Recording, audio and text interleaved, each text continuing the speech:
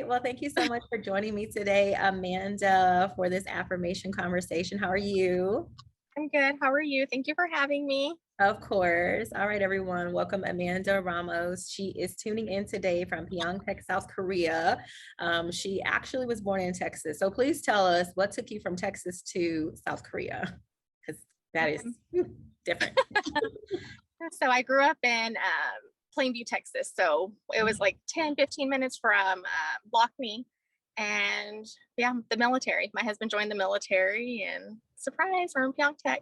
Awesome. Well, thank you so much for your service and sacrifice because as a military member, myself and a dual military spouse, my husband's retired now, but anyways, I do know that that is not an easy lifestyle or life to live, especially having to move all over the place. And now being in South Korea, where it's not like you can just go home and visit your family on the weekends. That is a lot of sacrifice that you make over there. I've actually been stationed in South Korea and I absolutely love it. How about you? I love it. I love it. I told Levi, I was like, oh, we didn't get to experience much because of COVID. You know, we were like on lockdown for a Yeah. really long time. So I told him I don't want to leave. I know the people are just so sweet. The culture is just so amazing. I mean, I love like the little beef and leaf restaurants we would go to. Yes. Oh my gosh. I love their like cosmetic stores. Like I think it's like Etude House or something like that. Etude House, maybe. Maybe I'm just saying it all fancy for no reason. But I just love it. And then I love running into places over there that you would run into here in the United States, Yes. like Pizza Hut, Outback Yes. Steakhouse. I mean, there was a freaking Church's Chicken over there. Yes. Like Yes, there's I all mean, kinds of stuff. I saw a yeah. Makino Chaya and they had that in Hawaii. I was like, oh my gosh, they have this Wow. here. Yes. I mean, it is absolutely phenomenal. They're just like the cityscapes, the lights at night. I mean, the rice patties, not so much of my favorite. The Yeah. bongo trucks make you feel like Yeah. you're about to die because they drive The air so quality, crazy. but Yeah. I mean, there's a they lot of walk good really stuff. close to each other. Their subway system's really awesome once you figure it out. I mean, I really, really, really love South Korea so much. So you're lucky that you're over there. Unfortunately, not so lucky because you're under so much restriction because of the pandemic. So hopefully you guys do get to experience a little bit before you have to leave. Yeah, we are. We got now like at work, no mask wear. So that's good. So no mask wear. And then now we can go to Seoul. So that's great. So we're still wearing masks inside of South Korea. And then outside we don't have to have masks on. So Awesome. Well, that's wonderful. Well, Amanda, so you are obviously a wife. We just talked about that a little bit, and that's why you're over in Korea, and you're a mother of three. All right. First of all, you don't look like you're a mama of three. thanks. Nonetheless, a child that is old enough to serve in the military, also stationed in Korea. How is that? It's awesome. Like you can ask me anything about myself and I can't really go. It's hard for me to go on and on, but you ask about my kids. Oh, I love being a mom. It's like one of the best things in the world. And having him close makes me feel happy too. Yes, I That's mean, it always is like, they're phenomenal. never gonna leave. I know. Like, imagine if you were still over here in the States and your son joined the military, which is already scary for a mom, even though you know the life because you've lived it for upwards of 10 years plus, right? But having him go all the way to South Korea for his first duty station, that's Yes. really scary. But you get to experience that with him. That is Yes. phenomenal. I'm just so happy for your family. And then you have two other kids, another girl and boy, correct? Yes. Yes. Awesome. Okay. And your sister, just like me, you're the oldest of your tribe. Yeah. Yep, I'm the mama bear.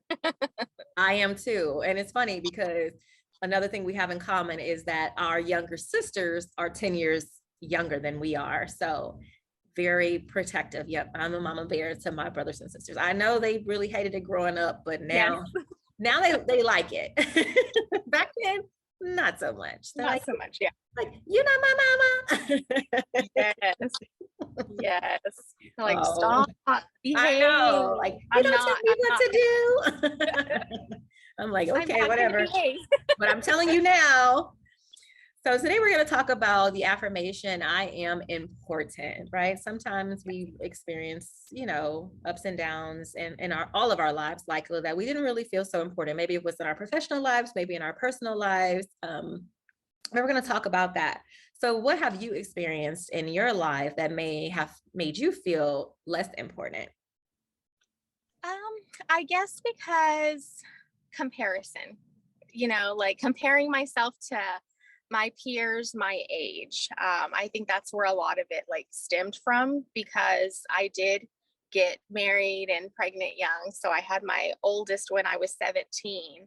And so when my peers were going to school and going to college, I stayed at home with the kids and, just, took care of the house and whatnot. So looking back, years, as the years went, I'm like, wow, they were able to pursue this and they were able to pursue that. Not that I couldn't, but I just felt like my place was at home with my kids. Like I just felt like I really needed to be there. So to me, comparing myself to others really like stole my joy. I didn't feel very important.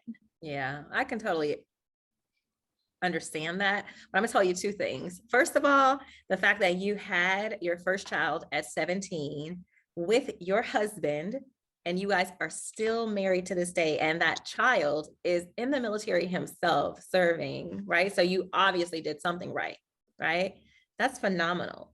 So you put a lot of time into motherhood and you did great.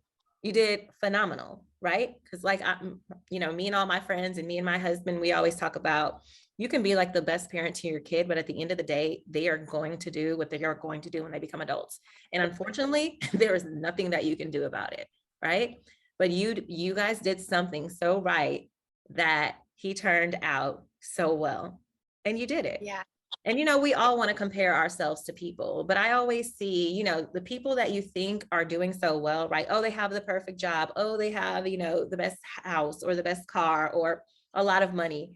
You see those same type of people with like drug addictions, suicidal ideations, depression. I mean, because you never really know, like they haven't found their joy, right? They're still searching, but you found yours at 17 years old.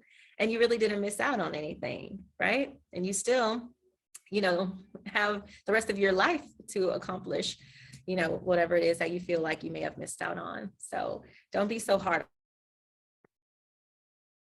Okay.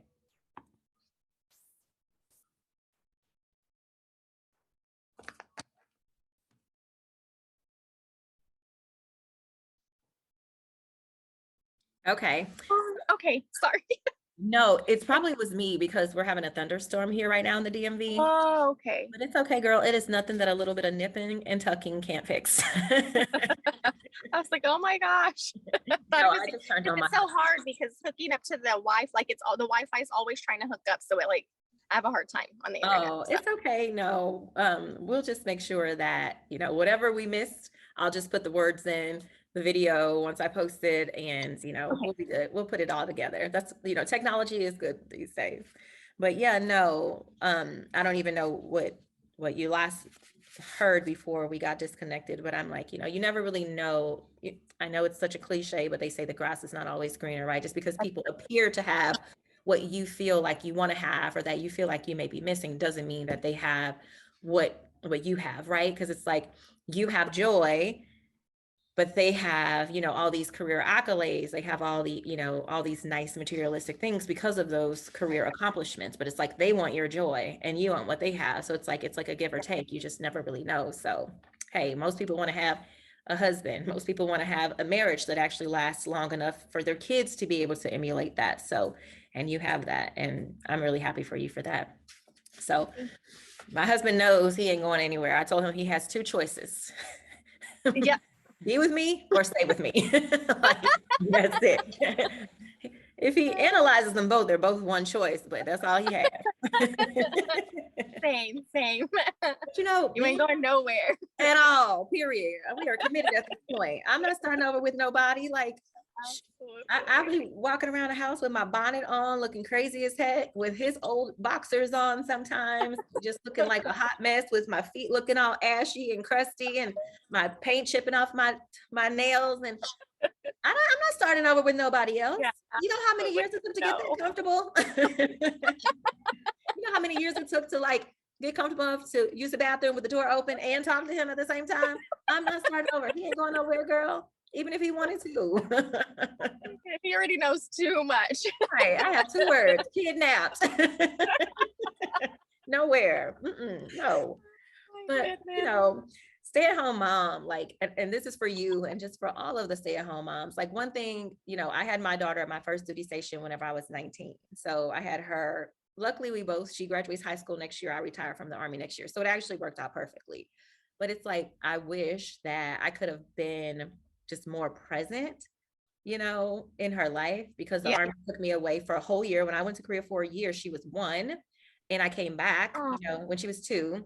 yeah. 2 months later, I started doing rotations to Kuwait in a unit for 3 years.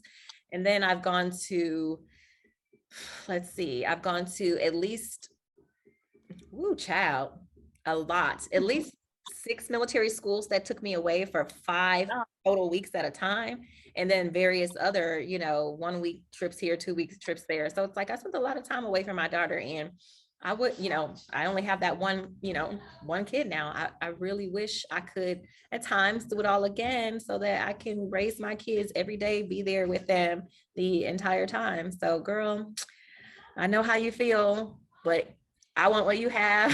You want a little bit of what I have. So, hey, we're both, like I said, yeah. we're all never satisfied because we want what one another have all the time. But Yeah. stay-at-home mother, I mean, you're a budget analyst, you're Yeah. a operations manager, a concierge, a personal assistant, a teacher, a Yes. doctor, a counselor, a coach, a judge, a groomer, a chef, a housekeeper, security guard. Like, you have so Yeah. many jobs. I mean, you really do. I mean, You really do. you do, and you don't get paid in money necessarily, but I mean, you get paid in love, you get paid, and like, thanks. I mean, there's just so many other things that you get paid. Yeah. You get paid in ways that we don't get paid out at our jobs, Yeah. right? Gratitude. Some people work damn hard in their jobs and don't even get gratitude. Yeah. You're gonna get your paycheck, but do you get appreciation? You know, do you get Yeah. recognition? It's like you get that as a mom, when Yeah. your kids are running to you, when they see you, when they get home from school, they're coming off the bus, and they have their little dirty little snotty hands, and they're like, Mom, I miss you, and they want to touch you, and you're like, oh my God, it's like the little things that just brings you pure joy. A Yeah. lot of people in the workplace go home completely defeated. They go Yeah. home to their joy. They don't feel that at work oftentimes. So girl, you ain't miss out on nothing, trust me. Yeah. And you're so young and you're still beautiful. So your life it ain't over till it's over, honey. Okay. Sure. So Yeah. so your family obviously made you feel important, right? So how did realizing that actually empower you?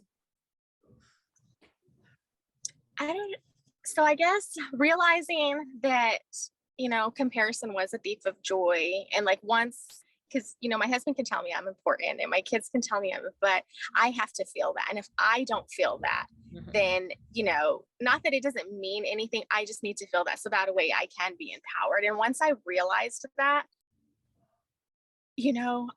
I just, I can't even begin to describe it. Like, I don't want what other people, I really love what I have. I feel like God has been so good to us.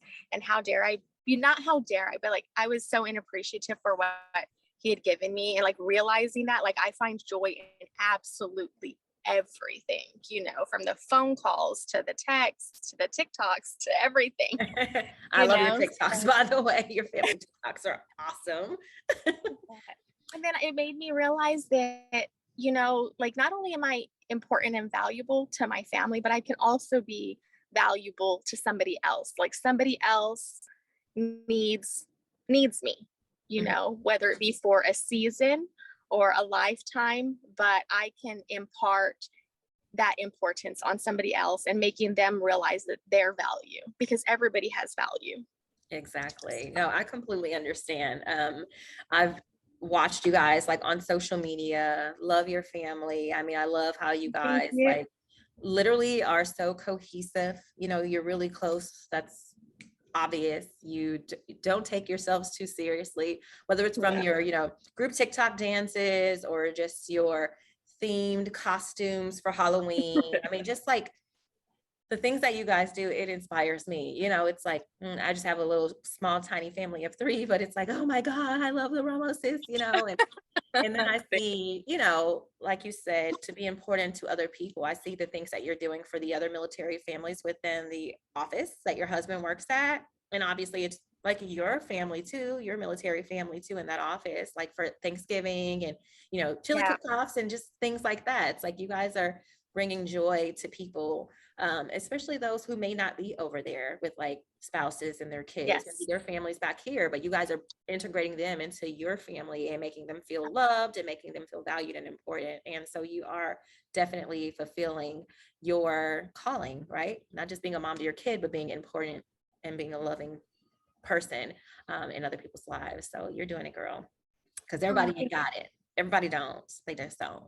So what's one of the funniest things your family's done? Because I've laughed my ass off at a whole lot of stuff over the years with your family. I can't say it again. Sorry.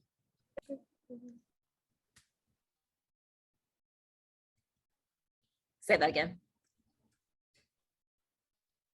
Okay. So what is the fun? You asked what was the funniest thing we've done? Yes. Okay. How about now? Try to get it. Yes, girl. You know, we're talking all the way from DC to Korea, so work with Yeah. it. Okay. Okay. Sorry. Okay. One more time. I might get it this time. Yes. What is one of the funniest things your family's done? One of the funniest Or the best things. thing? Like, what's something that your family's done that just like really touched you, that you really just, I don't know, just made you just so happy on the inside?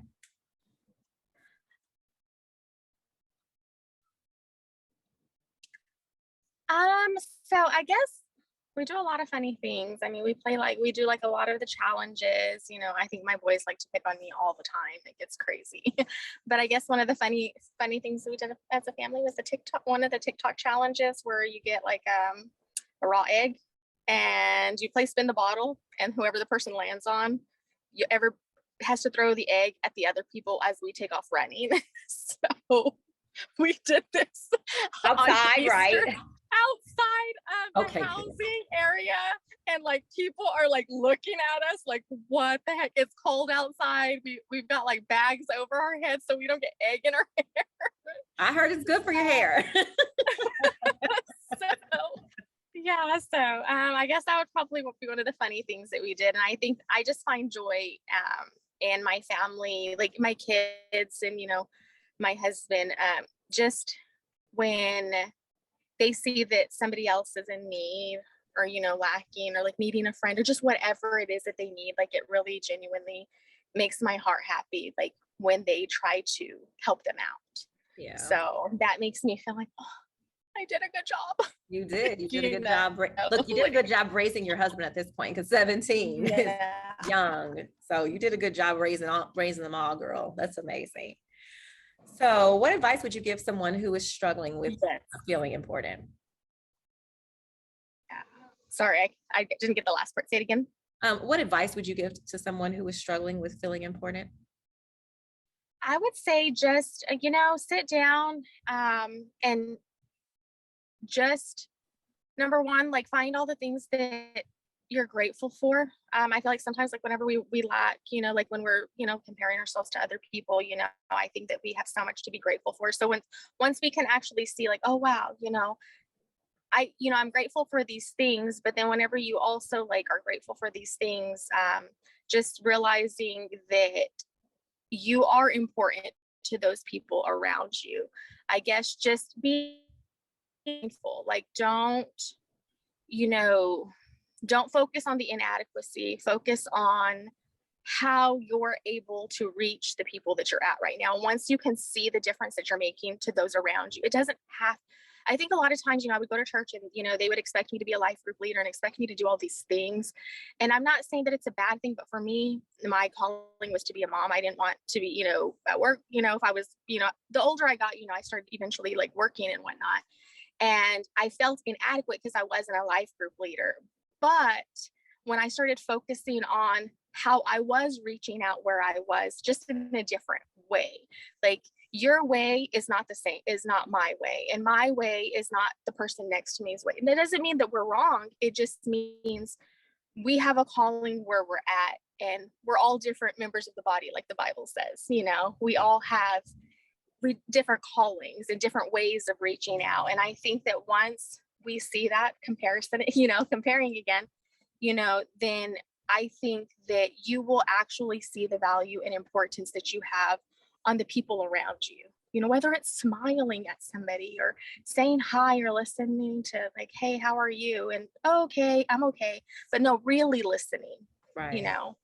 And I feel like once you can look past the inadequacy and then the doubting and, you know, all of this, the negativity, you know, that we have this high expectation on ourselves. And when we don't reach that, we feel like we're not important. Right. But we are, if we can just, you know, stop focusing on this and just start focusing on what we see here.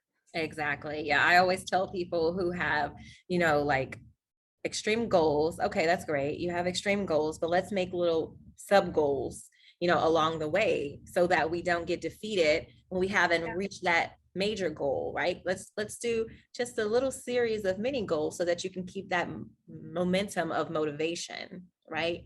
So that's what that made me think of, but I completely agree.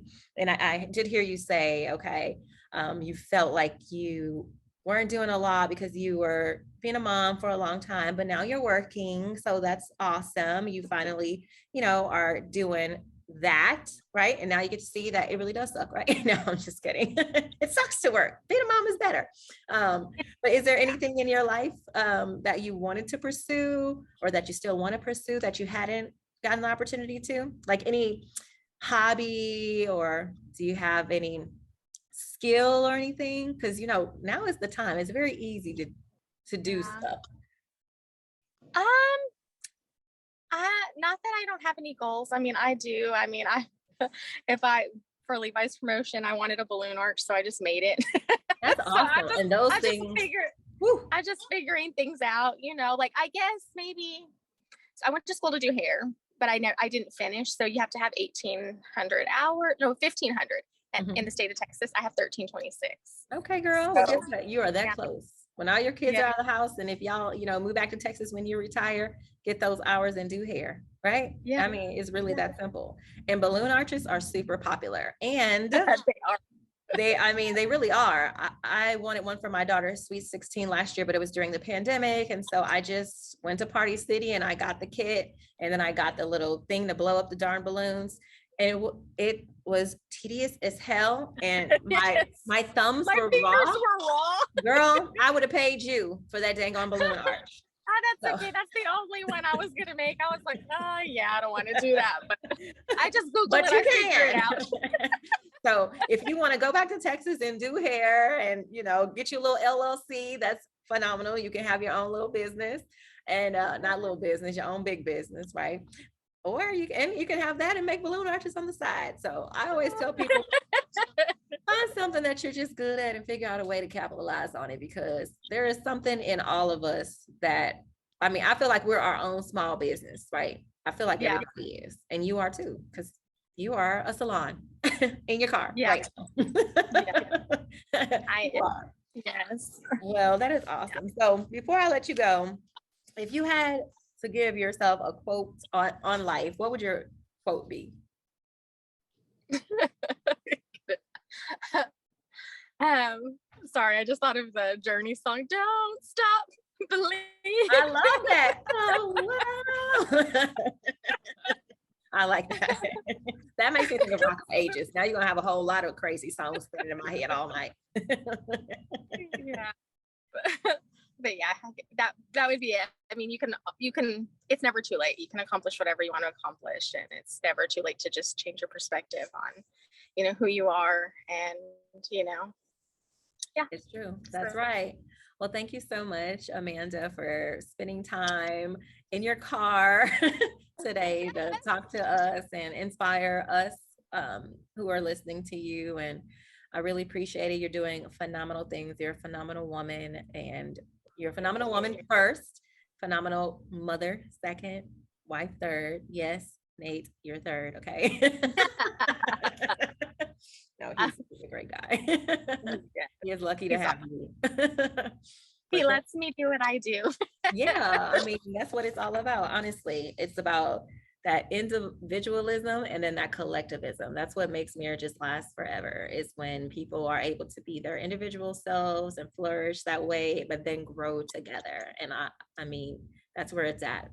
It's where it is. When you are just too dependent on that collective unified relationship and you Yeah, don't really know who you are individually, then that's usually when the temple starts to crumble. So, but thank you so absolutely. much, girl. It was good talking to you. It was Yeah, good and you getting, some information on how people can help feel more important. It was good reminding people that the grass is not always greener. It was great to learn, that marriages can work out. Okay. So how many they can. years?